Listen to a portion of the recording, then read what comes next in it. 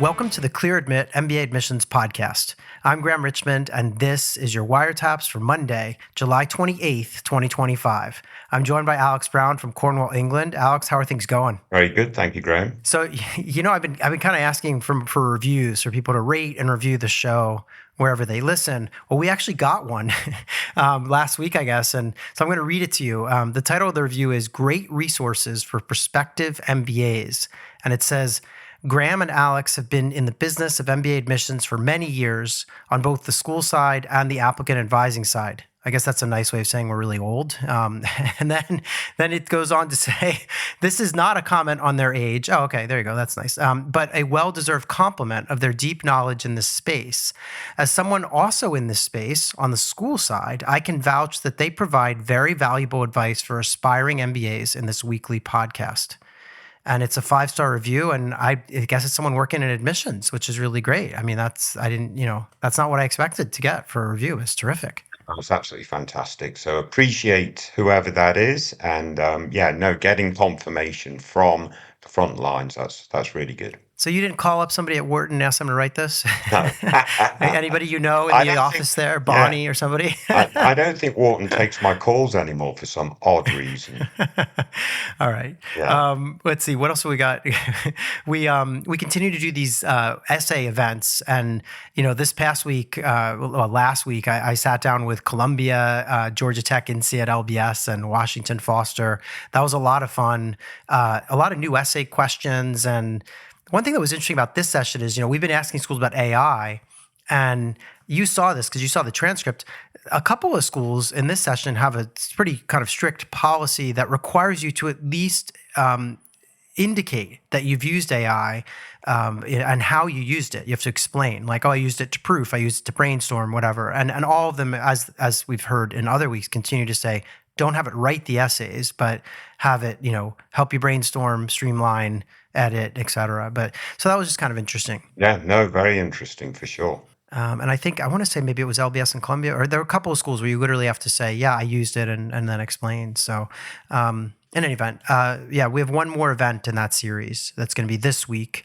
I'm going to sit down with representatives from Carnegie Mellon Tepper, Chicago Booth, MIT Sloan, Texas McCombs, and UVA Darden. So looking forward to that. That's the last one. I'm kind of sad because I've had a lot of fun doing these all month, and people have been writing to us to go and watch the ones they missed. And I mean, there's a lot of good advice, and it occurred to me that even if you're not applying to the schools coming in any given week, these admissions directors are giving really good advice that's kind of universal. So these have been a lot of fun. Yeah, and they're all up on our YouTube channel. They're easily accessible. So really recommend folks tune into these as recordings if they didn't attend. Yeah, they're all up on YouTube. We have a Clear Admit YouTube channel. One other thing, Alex, I see you are going to moderate an event with our friends over at Leland, and the event is called How to Get into M7 MBA Programs. And my understanding is you're going to sit down with a handful of Leland's coaches, and you're going to ask them questions about applying to these top schools. That's Thursday, August 7th at 10 a.m. Eastern. Do you know anything more about it? I mean, I don't know who's taking part, sounds kind of interesting. I mean, I've seen the profiles of the folks taking part, and I'm going to start formulating questions. I may forward those questions along ahead of time, just so that they got a sense of the sort of approach that we're going to take. Okay. But I'm really looking forward to it. I think it'll be a really interesting conversation. I have, as you know, I have some pretty strong points of view, and if they're not aligned, we might have a very interesting conversation. Oh, some fireworks. All right. Well, let's see what happens. I think it's going to be fun. Yes. I hope everyone tunes into that because I know there'll be some good advice coming out of that. I mean, look, you worked at Wharton. I think a couple of these people on this panel they're either MBA grads from these top schools or some of them have admissions experience. So I think it's going to be really interesting. Yeah. We'll get you guys a link on next week's episode of the show. We still have a little bit of time until August 7th, but we'll get a link. Otherwise, you can go on our website. I think there's a registration form, and you do have to sign up. So do that. In any event, otherwise, Alex, a couple of just like small news items and some of what's been happening on the website, and then we can talk about this week's candidates. But first off, I saw this note. We ran an article about it. INSEAD extended their deadline. So they had a round 4 deadline for the January intake of their MBA program. And that deadline was supposed to be August 5th, but they've pushed it back to August 26th. And there was a kind of explanation, and it sounds like what they're saying is due to some of the uncertainty in the market. And I think what they're hinting at is people maybe whose existing MBA plans have been disrupted. Maybe that they've kind of extended to allow those folks to maybe juggle and come to INSEAD. And I think what they're referring to is, if you didn't get your visa to go to the US to a top school or something, I'm guessing that's where this is coming from. But what do you make of that? Yeah, I think you're exactly right, and quite a smart decision, I guess, on behalf of INSEAD. Maybe helps fill a few open slots there, but being sort of really reactive to the current marketplace. Yeah, totally. And then the other thing we did is we ran this article where we connected with a current student at Fuqua who. She basically sat down. There's a video on our website where this current student sits down with Professor Aaron Chatterjee, who everyone knows as Ronnie on campus. And Ronnie is a professor who's an expert in quantum computing. And I guess there's some kind of a quantum computing hub in Durham, North Carolina. And so it was basically a conversation about, AI and quantum computing, and it was really fascinating. So that's up on the website. And the student, it's all through this kind of student perspective of, she basically says like she had no idea that within a few days of joining the business school, she would run into one of the coolest minds in AI. So anyway, just really interesting piece. You can read that on the website and watch the video. We also did an admissions tip. Do you understand quantum computing? Do I understand quantum? Not really. I did listen to a podcast about it.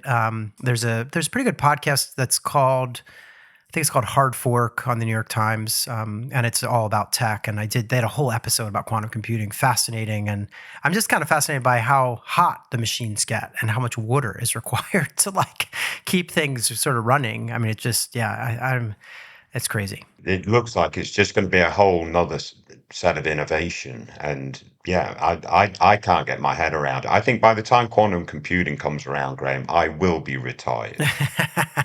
We shall see. We also did an admissions tip on the website. You'll love this one. It's called Adcoms Are Impressed by Jargon and Fancy Language. And this, as you probably could guess, is part of our Mythbusters series. And, basically comes down to, can you improve your application essays by using technical jargon and corporate language? Of course not. So we explain why and why to be really careful. And I know this has been a point that you like to make over the years, Alex. So it's a fun read. Yeah, you want to make sure your narrative is accessible, right? So it's not going to be accessible if you use jargon. Yeah, totally. We also connected with Shelley Heinrich, one of our favorite people in the MBA admissions world. She's the admissions dean over at SMU Cox. Actually, she oversees, I think, career services and admissions and maybe something else too. She's very senior there. Anyway, she took the time out of her day to do our admissions director Q&A. And because I think a lot of our listeners don't know too much about SMU Cox, which is located in Dallas and stuff, we asked her, what's one aspect of your program that you wish applicants knew more about? And she gave a pretty impressive answer. It's, there's some marketing stuff happening here, but I thought it was interesting. So here's what she says. She says, SMU Cox is on the rise. The momentum here is very energizing, with new leaders who started this June, President Jay Hartzell joining from the University of Texas at Austin, and Dean Todd Milburn joining from Washington University Olin. Advancement to Research One status, rankings with Bloomberg at number 26, U.S. News number 34, that have risen consistently in recent years, and the entrance into the ACC with a record-breaking football season. SMU is on fire, says Shelley. And then she goes on to say something maybe a little bit more specific to our audience. She says, admissions and career statistics for our full-time MBA rival some of the top programs. We have a 29% acceptance rate, and our students on average receive $70,000 in scholarships. We're able to be very selective, admitting highly competitive students, and provide a very strong return on investment. Part of this ROI stems from our full-time employment rate 3 months post-graduation at 86% and our 6 months post-graduation at 95%.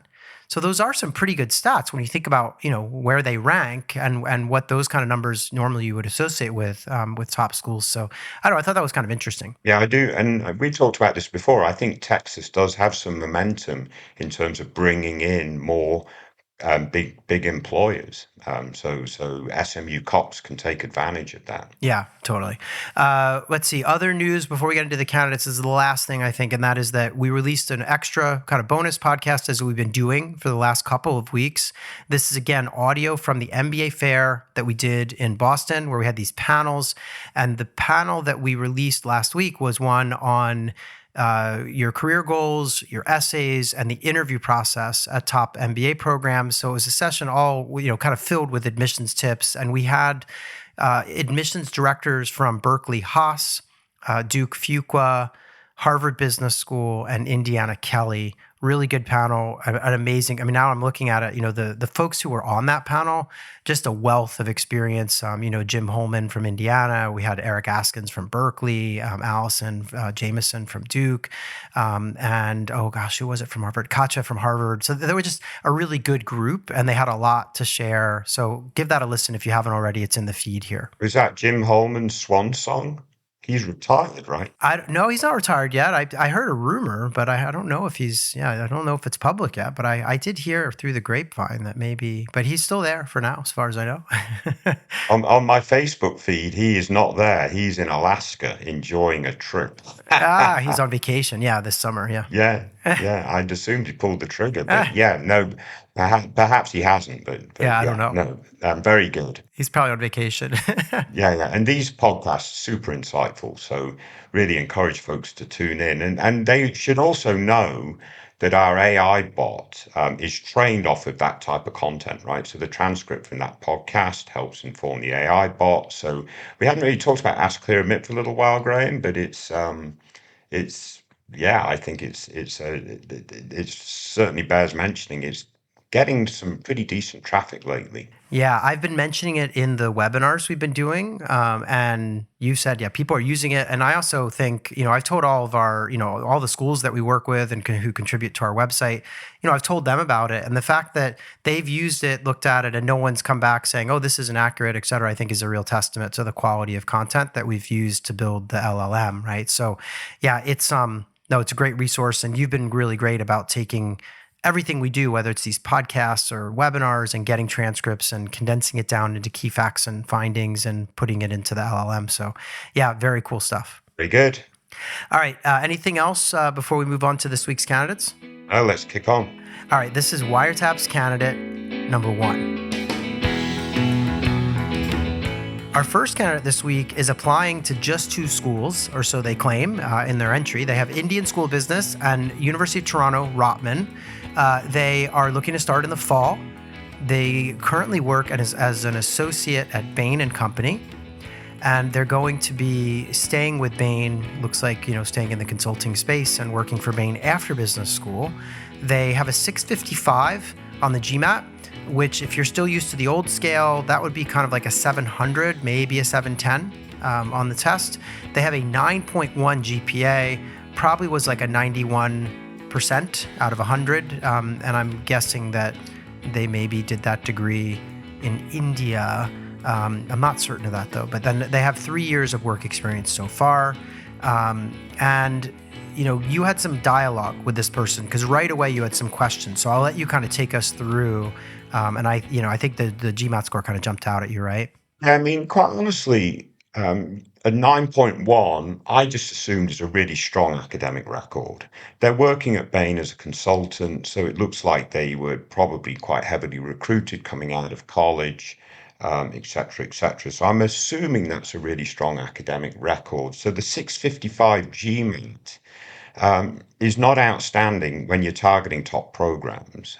So India School of Business, Rotman, it might be around the average at Rotman. But my point is this candidate's best score? Mm-hmm. Because it doesn't strike me that it's truly reflective of someone that can get a 9.1, etc. So if this score was more in the 685, 695, 705 or whatever, then I would assume that's much more reflective, and it perhaps would open up more opportunities for them, and so forth. So the key point here is just make sure that the test score that you're representing is a score that best represents you after some serious preparation work. I think that's super, super important. The challenge for this candidate will be that they're going to be better off targeting the first rounds because they're probably coming from an overrepresented population. Can they retake the test in time to also present their candidacy during the first rounds? I think that's going to be their biggest challenge. I've no doubt, they're being consultant, analyst, looks like they've done very well. Don't know a lot about their outside of work activities, and so forth, but there's probably some good sort of raw material here. I just wish I saw a little bit of a better test score in terms of setting them up. And Graham, they asked about other options, other schools to target, and it looks like they're quite keen on Europe. So I'll leave that for you to suggest, but maybe London Business School, as an example, maybe INSEAD. But there are certainly other options in Europe for them too, right? Yeah, it was interesting because, when I saw this profile, I was like, wow, it'd be nice if they had a higher test score. But the things that jumped out at me as positive, like you said, amazing GPA. And they're working at Bain, which in of itself suggests quality. I mean, Bain is very stringent in terms of who they take into work in their office. So, they seem to be successful at Bain. It sounds like they're going back to Bain. So that led me to wonder, are they sponsored? Which would be another kind of feather in their cap. Or even if they're not sponsored, do they have an offer to come back? That's a huge win for this candidate. But at the same time, I was like, wow, it'd be nice to see a higher test score. And not because applying to ISB or Rotman necessarily needs a super high score, but because I feel like there might be more windows open for this candidate, because they claim they have some outside activities. We don't have a lot of details, but it seems like they have different things they do in their spare time. And so I was like, wow, if I was at Bain, you could kind of go anywhere, right? If you get a high test score, you could go to Harvard, and it sounds like for some reason they're not wanting to go to the US, which fine. So we'll kind of put that to the side. But, right away I was like, wow, if they want to be in Canada or Europe, sure, Rotman's a great choice for Canada, probably the best choice in Canada. But then Europe, they don't have any lists, any schools on their list yet. And so, like you said, I was like, wow, what about LBS? What about INSEAD? Both are very good if you want to work in consulting. I also thought of ESA in Spain. Depending on the kind of time frame that they're looking at, if they want an accelerated program, you obviously have Oxford and Cambridge with these kind of fast-paced one-year degrees. The other beauty of having an offer to go back to Bain is that they can take probably more risks. Like they don't necessarily need to go to a school that, can open a door to Bain. Like, so maybe, yes, Cambridge or Oxford don't send as many people to Bain or something as INSEAD does, right? But if that's the fit for them and they already have the offer, they don't necessarily need to worry about that. I feel like there are a lot of options. And I would say like, wow, if they had a higher test score and could put everything together, they could probably, they could go to, Chicago or Kellogg or Wharton or something. But for some reason, they're not interested in the US. They don't express why. One last point, I do think this candidate's Indian because they have the Indian School of Business on their list and they had a 9.1 GPA, which suggests that it's from India. And so that's kind of shaping maybe their list of targets as well. But yeah, there's a lot of potential here, and I hope they retake the test and rethink the school list a little bit. No, very good. Like you say, I think there is a lot of potential. Yeah, and they could be based in Toronto, is my guess. Maybe they're working out of a Bain office that's up there or something. But anyway, enough said. But I appreciate them sharing their profile. I'm hopeful that they'll retake the test, get a higher score, and maybe add some schools to the list like the ones we've talked about. So we shall see. Let's move on, though, and talk about Wiretap's candidate number 2. So our second candidate this week that you've picked, Alex, has 8 schools on the target list, and those schools are Berkeley, Tuck, Harvard, MIT, Kellogg, Stanford, Chicago, and Wharton. This person also has been working in consulting pre-business school. They don't know what they want to do after business school, And they have a 332 on the GRE and a 3.69 GPA from a top 10 undergraduate program where they majored in economics.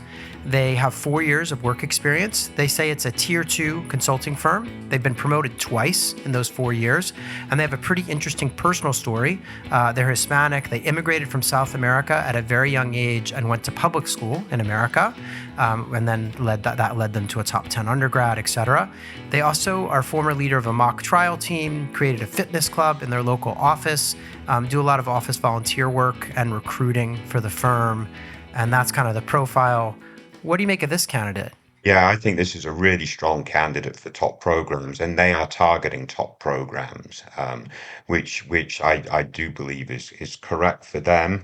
The 332 GRE, 369 GPA, super smart. I mean, and their sort of lived experience is going to be quite interesting, being a first generation immigrant, et cetera, et cetera. It looks like they get involved, they're a leader at work, and so on and so forth. So assume they can show lots of impact and growth at work. So everything points really strongly for this candidate, Graham, except the one big missing link. And that's their goals. And what is their goal focus? Why are they getting the MBA, et cetera, et cetera? And I really do think some really deep thought in that regard will absolutely elevate their profile to the level of the sort of target programs that they're targeting. So what is their short-term goal? And what do they really see themselves doing in the long term that's both realistic, impactful, ambitious, and focused. So that's really where this candidate might unravel if they don't get that side of their story really well developed. I could not agree more. I kind of wondered, one exercise for them would be to think about, even if they wanted to sort of continue in consulting, what is it that they've liked about the consulting work they've done? What kind of firms have they assisted? Is there an industry niche that they've kind of fallen into, in terms of the type of consulting they've been providing? Do they want to upgrade? They mentioned specifically they're working at a tier 2 consulting firm. So are they looking to go to a McKinsey instead, get into the sort of top tier of consulting firms? So this shouldn't be hard. And I would also encourage them to realize that, look, admissions officers say all the time, you need to come up with a plan, but they're not going to hold you to that plan when you're walking across the stage at graduation. Like if you end up going to work for Google instead of McKinsey, they don't take away your diploma. But it is important to think through what you want to do. And they really need to do that, because this could, like you say, it could really derail their candidacy if they have, kind of fuzzy goals. And that's coming from someone who, I was rejected at all the schools I applied to for a number of reasons, but one of which was that I had what the admissions director at the time called fuzzy career goals, because they just weren't defined at all. So yeah, so they need to figure this out. But if they do get it figured out, super strong. Yeah, totally. And I think that they, as I said, it shouldn't be hard to figure it out. Just put some time into it. And obviously I mentioned to think about what kind of work they've done at the consulting firm, because sometimes it can be nice if the goals somehow mesh with the past experiences. There's some sort of thread. So they just need to keep that in mind. But again, great candidacy. I have no problem with the school selection as long as they iron out their goals. Pretty good. All right, let's move on and talk about Wiretap's candidate number 3. So our final candidate for this week is applying to just 3 schools, at least for now. That's what they have on the list. And those schools are Harvard, Stanford, and Wharton. We sometimes refer to that as the trilogy in the kind of admissions world. They're looking to start in the fall of 26. They've been working as a technology consultant for 5 years now. They're thinking about consulting or a pure tech job after business school. And so they cite companies like Bain, BCG, and McKinsey alongside Apple and Google. They have a 655 on the GMAT. And if you were listening earlier in the episode, you know that that's roughly a 700, maybe 710 on the old scale. 3.67 GPA. They are located in Canada, and they're looking to pivot into the US market. But they did share that they're originally from India. They moved to Canada for higher education, so presumably for that undergraduate degree. and that they've been working with a well-reputed tech consulting company for over 4 years. They've been promoted a couple of times, high visibility projects, multi-million dollars in revenue. And they said that in terms of extracurriculars, they do some volunteering with the recruitment wing of the company to sponsor case competitions and hackathons. And that in undergrad, they had multiple roles. They worked as a peer mentor, academic integrity ambassador. They're also vice president of the coding club and a few other things. So post MBA, they're thinking of joining a big tech company or potentially a startup as a product manager, which is a common kind of post MBA role.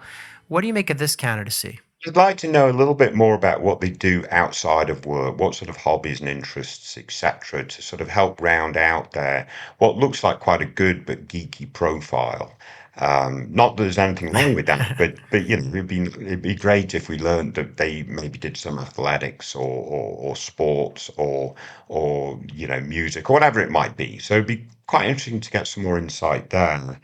Again, they've got to retake this GMAT. They've got a plan to retake the GMAT. Just again, make it more representative of their sort of academic prowess. So really prep hard, get their best score. But again, they've got to try to do that in time for the first round because, you know, they're obviously very tech focused, India origin, etc. So they're going to be somewhat overrepresented in the applicant pool. Right. So round one's going to be important, right? And so forth. So they've got to juggle getting the best test score in time for round one. And I think that they're going to have to explore some other programs, maybe one or two top 16, one or two other M7, and get those applications in round one, right? So really start broadening their list of targets. I mean, if you're only applying to Harvard, Stanford, Wharton, that is a real big reach for even the best candidates. So I would really caution them and advise them better test score round one, as well as a couple of other programs to complement the trilogy. I'm not saying that they don't have access to the trilogy. I just think it's risky that they're putting all their eggs into this one sort of approach. Yeah, and you gave the critical information, which is that they do plan to retake the test. I think they mentioned it in a couple of weeks, right? So that's important because I think a better test score is going to be almost a requirement, given that they, as you point out, kind of an overrepresented profile.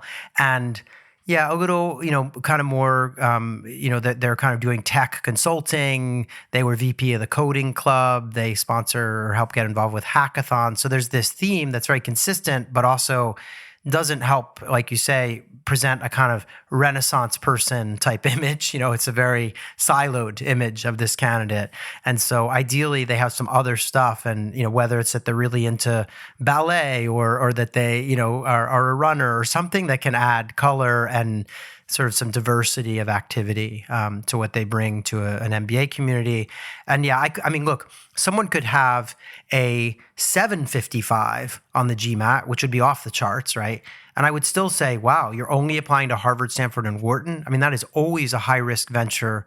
If you're just looking at the trilogy, you risk striking out. I mean, it's just the fact of it is that's always how it works. And I would never recommend anybody only apply to those three schools. So yeah, I recommend they cast a slightly wider net and work on the test and shed light on any activities that are not related to kind of tech or, you know, kind of, like you said, geeky stuff.